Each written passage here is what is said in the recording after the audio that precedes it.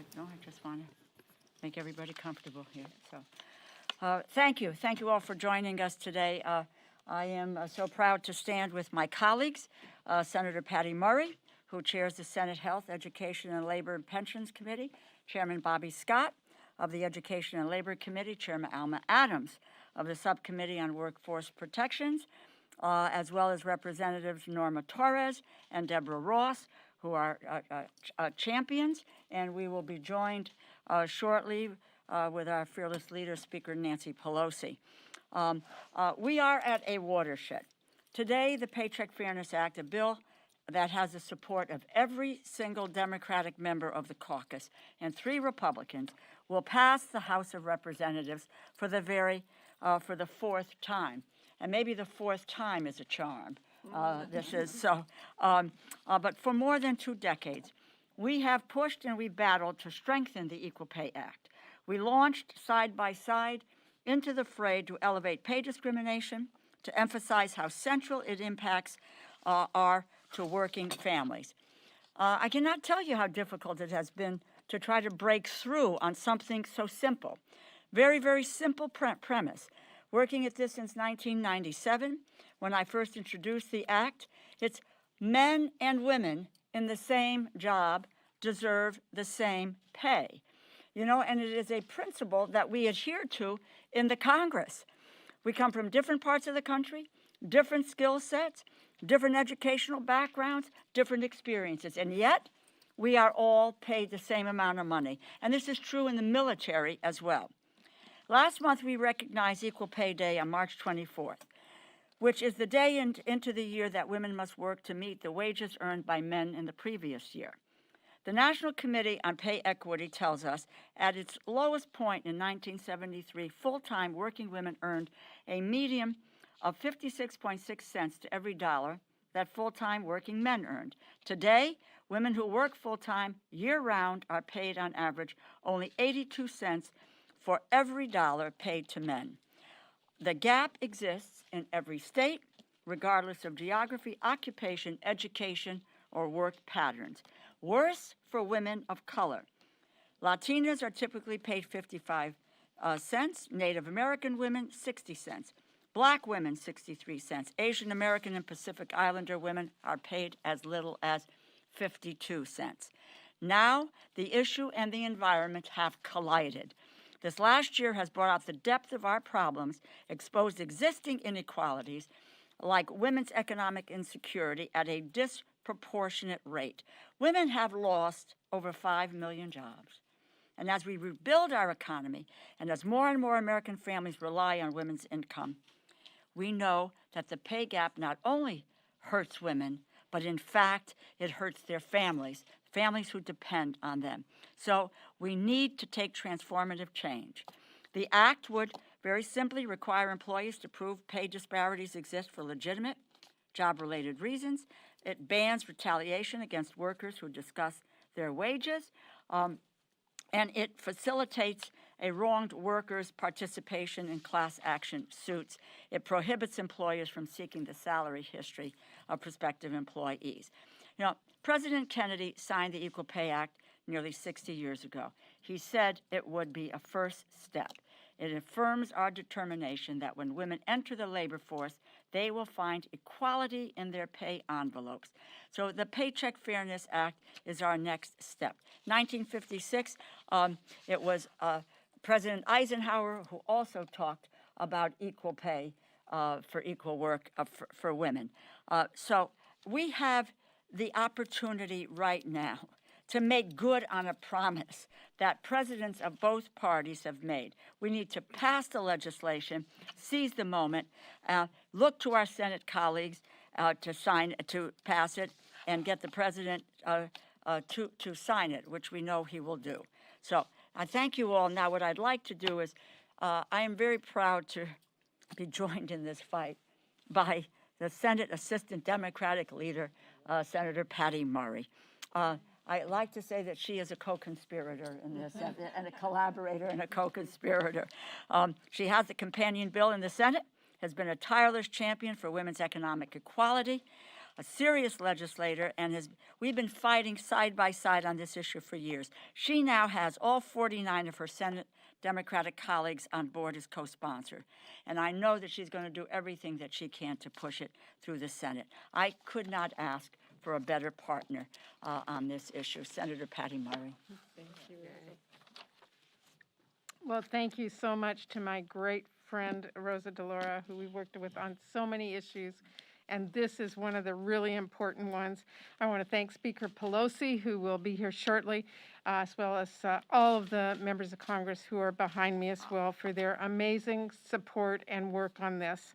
I am really thrilled that the House is going to pass this key critical legislation, and it is something that we are all here to celebrate. It has been 50 years since Congress passed the Equal Pay Act, 50 years. But to this day, women on average are still only paid 82 cents for every dollar men make, and the wage gap, as we know, is far greater for women of color. And this pandemic, by the way, has only made things worse. The current economic and jobs crisis has set women, and in particular women of color, back even further and made just how clear and urgent it is to act.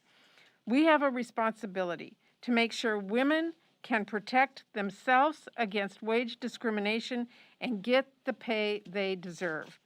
And we also have a responsibility to get our economy back on track. We know if women do not recover from this pandemic, our economy is not going to recover.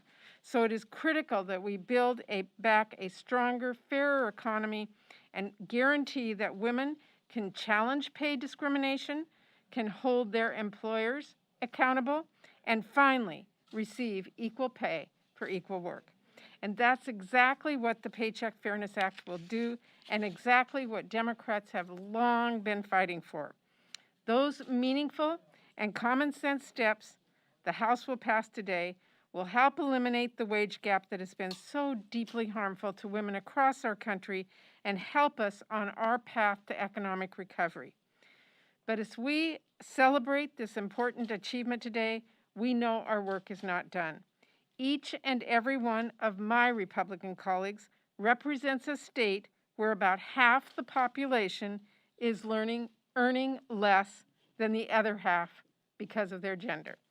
That should be unacceptable, regardless of whether you are a Democrat or a Republican, and it should not be controversial or remotely partisan to try and end this injustice. But it is the right thing to do for our families, for our community, and for our economy. So I am here today to urge Republicans in the Senate to join us in this critical effort to finally guarantee equal pay for equal work. Know that Democrats are not going to stop fighting until we get this done. So I'm delighted to be here with my House counterparts today and my good friend Bobby Scott, who has just been a champion on these issues and is representing all the men in the country to here today who support us in our work. You can do it, Bobby. Bobby. Thank you, Patty, and thank you for your leadership on the Health Committee on this and all of the other issues in our jurisdiction. And good afternoon. I want to thank both Speaker Pelosi and Chairwoman DeLauro for decades of commitment to closing the gender pay gap. In 1963, the Equal Pay Act first codified the basic principle of equal pay for equal work regardless of sex. While our progress has been steady, it has been too slow. Nearly 60 years later, gender-based pay discrimination continues to rob women of the pay they deserve, and this is particularly true of women of color who face the largest pay discrepancies. The COVID-19 pandemic has added a new obstacle to equal pay by driving millions of women out of the workforce, and as they return to the workforce, the gender gap could become only worse because they are facing new hiring and everything else. One important part of the Paycheck Fairness Act is its prohibition from employers requiring potential employees to provide their salary history during the hiring process. When you consider the documented history of gender-based pay discrimination, it is easy to see how widespread use of salary history only perpetuates the inequality. This legislation will prevent existing pay disparities from being the basis for beginning salaries when women rejoin the workforce.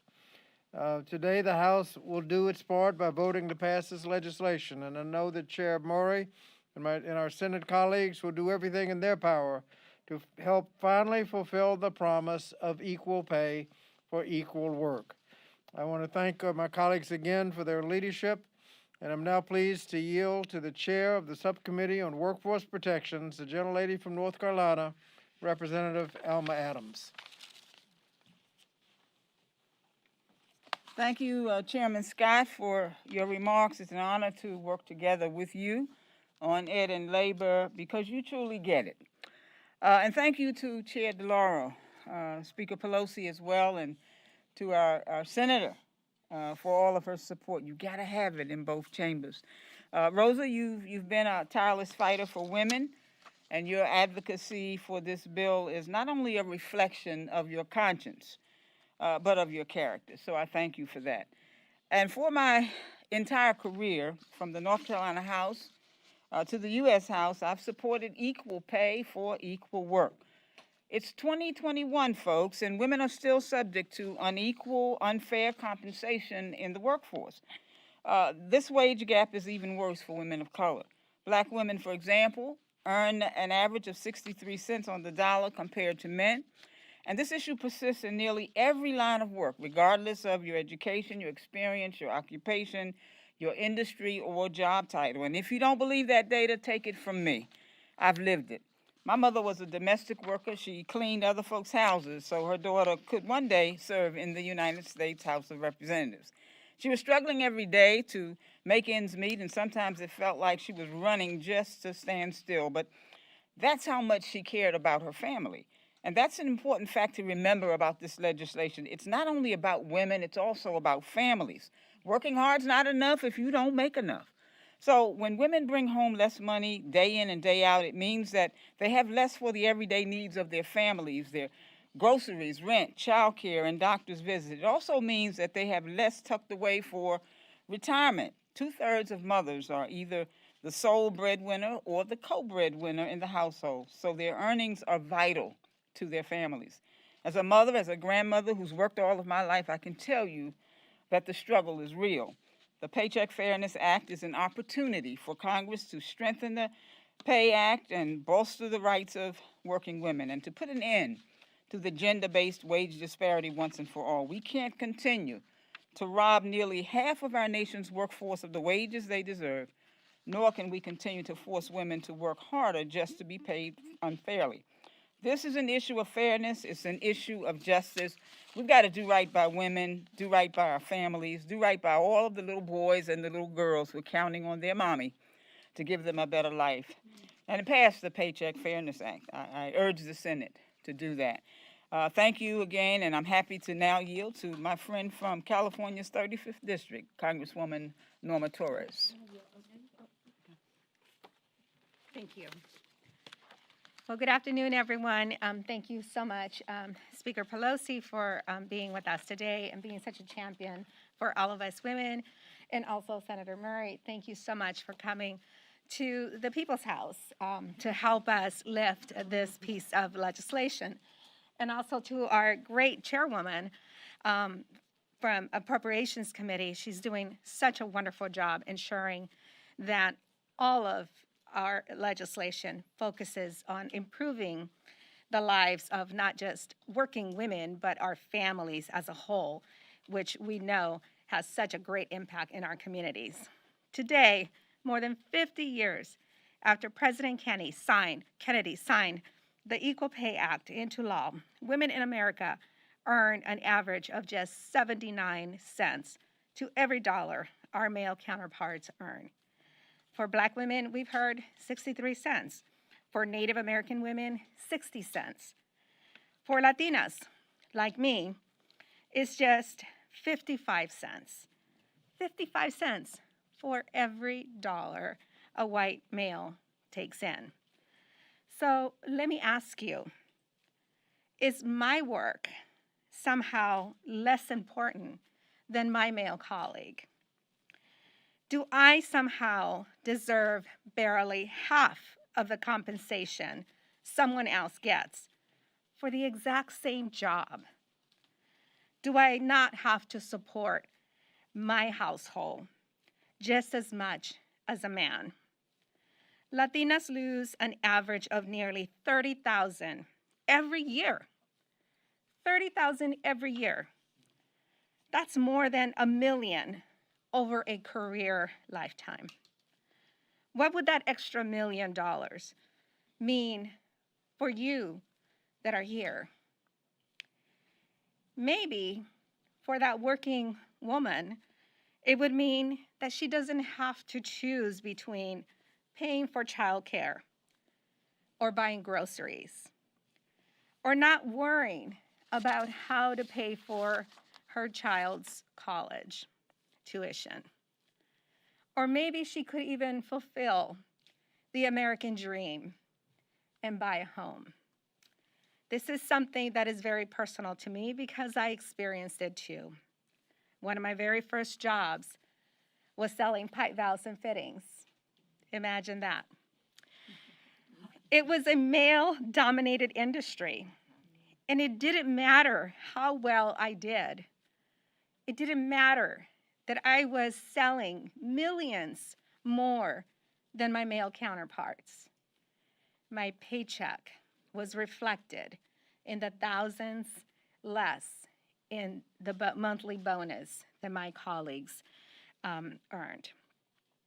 So this bill also bans retaliation against workers who speak out about wages.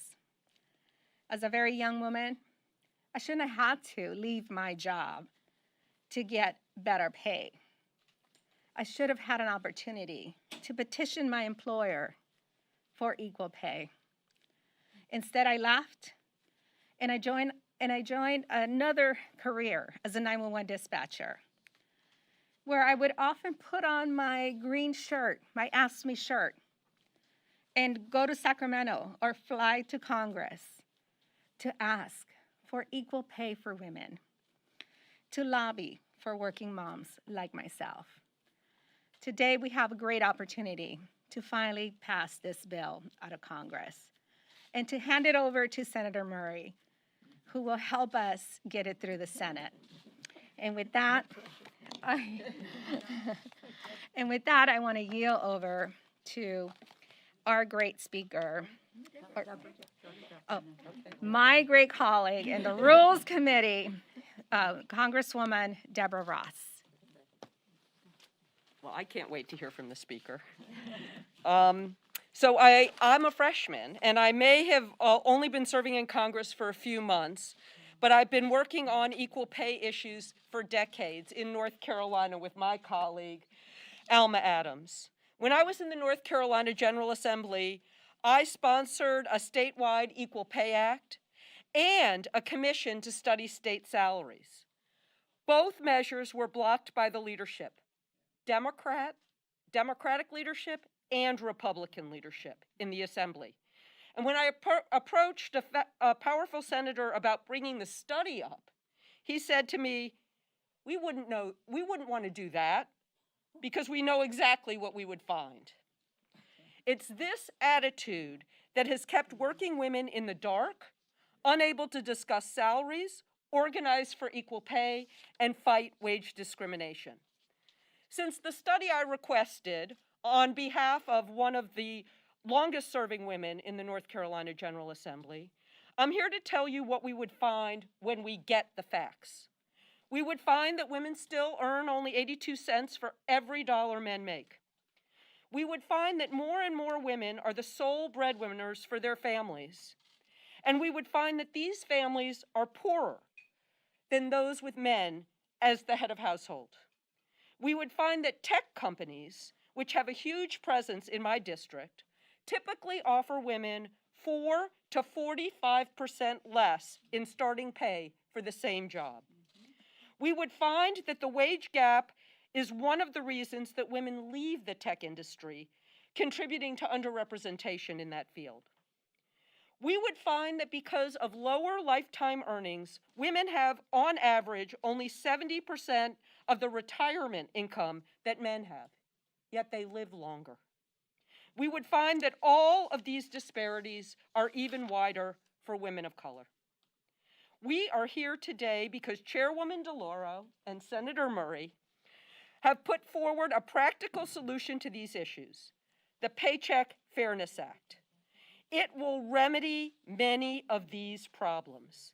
And in doing so, it will infuse our economy with hundreds of billions of dollars of earnings, cut the national poverty rate for working women in half, and improve the living conditions of millions of children.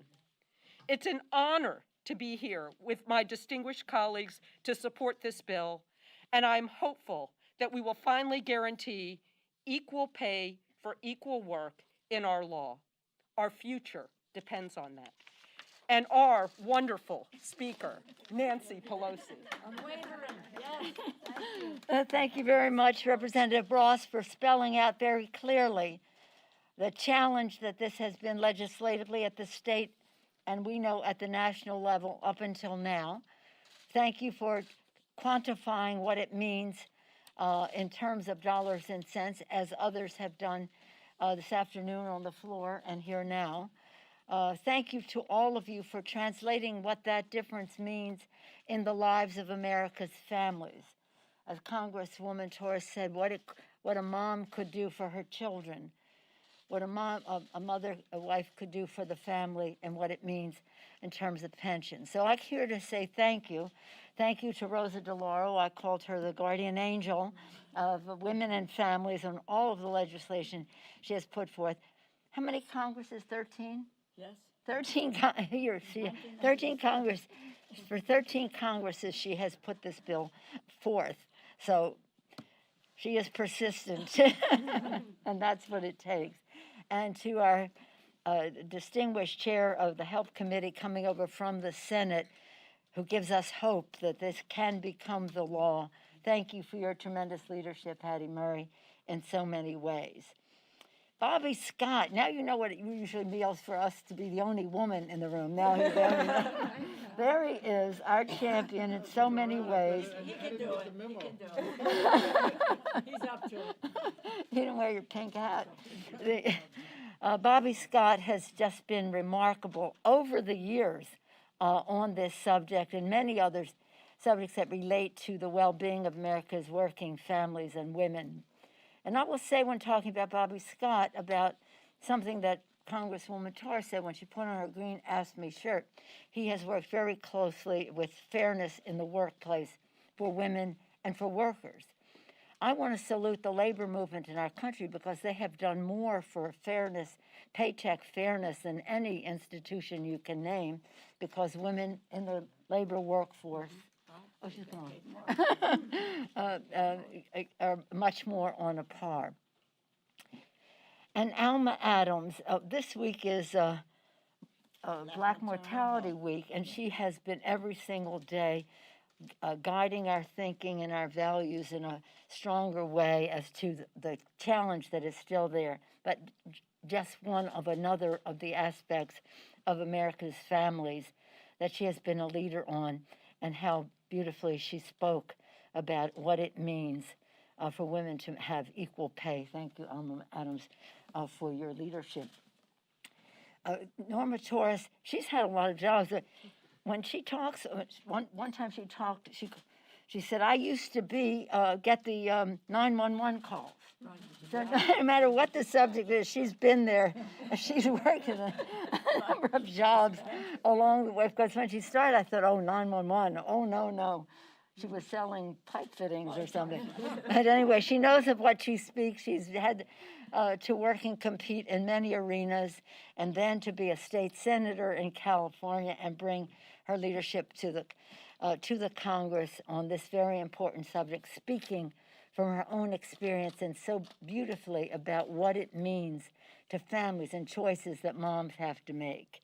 And then to hear Congresswoman Ross, a freshman member, bringing her experience in the state legislature of North Carolina to the Congress She understands the challenges that women face, and she understands legislatively the challenge that we have faced to get this legislation passed. Ready, effective from the start on many issues, including paycheck fairness. Thank you, Congresswoman Ross. Well, I just want to say thank you to all of you on behalf of my 4 daughters and my son. And my son, for what you are doing for women, for my granddaughters, and for my grandsons, because this fairness issue is not just for what it does for women, it's what it does for families. Boys and girls, as you said, Alma, you said little boys and little girls in your comment, benefit from all of this. Fairness, as I said on the floor, is an American value. It's an American trait. It's something we all agree on. Fairness.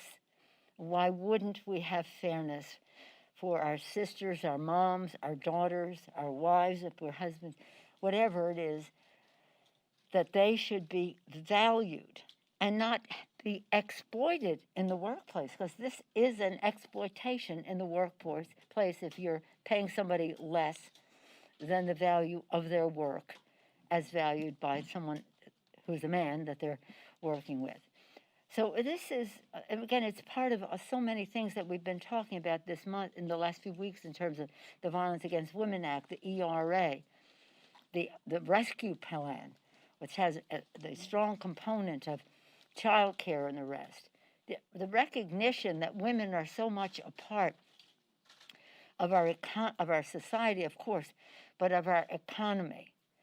And in this Congress, I'd like to see some of our Republican women colleagues on the other side of the aisle say, I'll take 82% of what the salary is of our male counterparts in the Congress. I don't see anybody stepping up to do that if they think that that's okay for other women.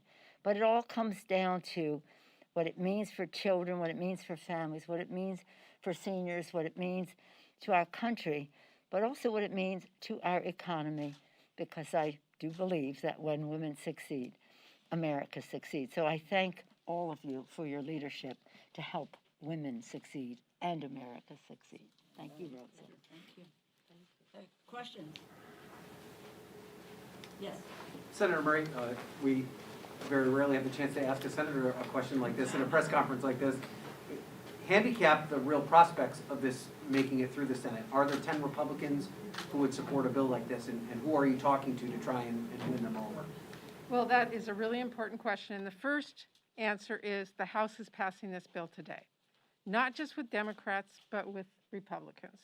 And that's the message we're now going to start taking to all of our colleagues in the Senate. The Democrats all support us, and to talk to them about what you heard today.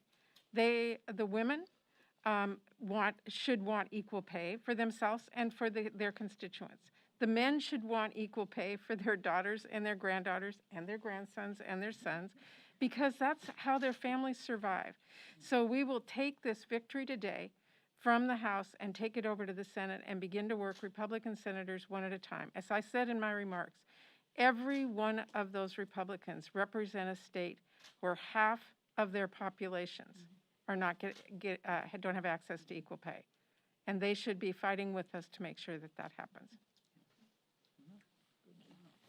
Yes. Chairman DeLauro, I actually wanted to ask if you might be able to talk a little bit about the timeline for the appropriations process and the spending bills. I know that's also a really important thing that's going on right now. Well, why don't we come back to that if we can, if there are questions that have to do with the subject of the day. Yes. My question was on these business groups, and Senator Speaker Pelosi, I guess, earlier this week, sort of opposed the Paycheck Fairness Act, citing it could threaten bonuses and negotiating, and what your responses were to that. You're mistaking me for someone else. Perhaps it's the mask. You said I threatened? No. Businesses have threatened. Business groups have threatened. Business Or like they oppose, yes. But, and the speaker will also reply, but keep in mind that business groups have been opposed to minimum wage.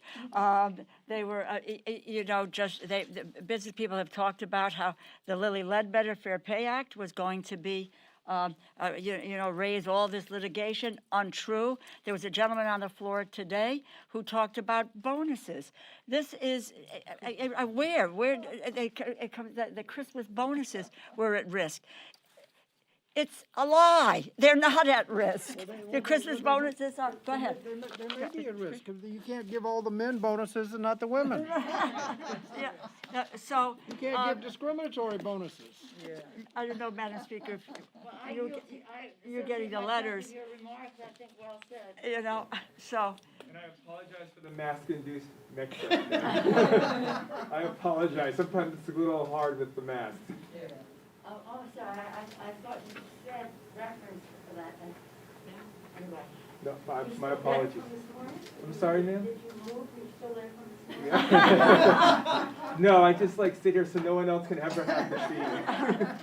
Well, we've had all kinds of letters, and everyone who spoke today on the floor introduced a letter. I introduced one with hundreds of organizations who are involved in economic opportunity for women who are in supportive of this effort. Most of all, the women of the United States and their families are supportive of the legislation. The voters, we vote. Thank you. Thank you. I'll ask. Okay, thanks. Here, I can go, I'm going back to votes too, so I have no problem. Although I don't think